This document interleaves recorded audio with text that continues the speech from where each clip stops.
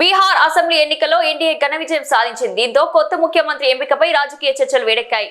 తారాపూర్ నుంచి గెలిచిన deputy CM సామ్రాట్ Chowdary CM race లో ఉన్నారని సమాచారం. ఇప్పటికే ఆయన నితీష్ కుమార్ నివాసానికి చేరుకోవడం రాజకీయంగా వేడిపించింది. బీహార్ ఎన్నికల్లో ఎన్డీఏ భారీ భూకంప విజయాన్ని నమోదు చేసుకుంది.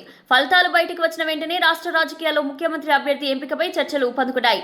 ఈసారి ఎక్కువ సీట్లు గెలుచుకున్న బీజేపీ సీఎం కుర్చీ తమదే కావాలని స్పష్టంగా ఆలోచిస్తుంది. ఈ నేపథ్యంలో డిప్యూటీ సీఎం తారాపూర్ ఎమ్మెల్యే సామ్రాట్ చౌదరి పేరు ముందుకు వచ్చింది. ప్రజాదరణ, పార్టీ నమ్మకం, విజయవంతమైన ట్రాక్ రికార్డ్ ఆల్ కంబైన్ ఆయనకు సీఎం రేస్ లో బలమైన అభ్యర్థిగా నిలబెడుతున్నాయి. ఇక ఎన్నికల అనంతరం సామ్రాట్ చౌదరి నితీష్ కుమార్ నివాసానికి వెళ్లడం రాజకీయ వర్గాల్లో చర్చనీయాంశమే. ఎన్డీఏలో కొత్త సమీకరణాలు కుదురుతున్నాయా? సీఎం కుర్చీని నితీష్ విడిచిపెడతారా, లేక మరోసారి రాష్ట్రాన్ని నడిపేది ఆయనేనా అనే సందేహాలకు ఇంకా క్లారిటీ రాలేదు. అయితే బీజేపీ అధికారంలో ఉన్న ఈ సందర్భంలో కొత్త నాయకత్వానికి అవకాశం ఉండొచ్చని ఊహాగానాలు వినిపిస్తున్నాయి.